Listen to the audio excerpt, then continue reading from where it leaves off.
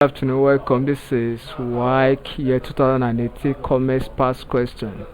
Question number 37 says a company is quoted on the stock exchange when its shares are dash.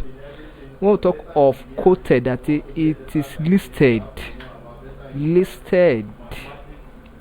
among the stock exchange when its shares are dash. That is when or what could be the condition when a particular company in stock market could be listed among a put under private placement, b not for sale to the public, c listed for sale on the exchange, d owned by the government. The correct option here is option c, listed for sale on the exchange. So that is the condition that a company could find himself that will make that company to be listed or quoted in stock exchange, particularly for its shares, that to settle the shareholders. When we talk of a company in the exchange, a company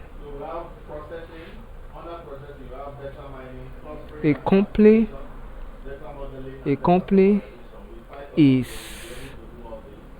a company is on the stock exchange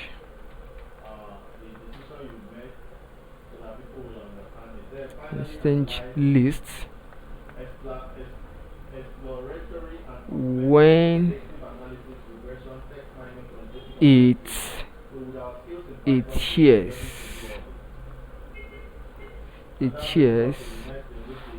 are for sale on the stock exchange.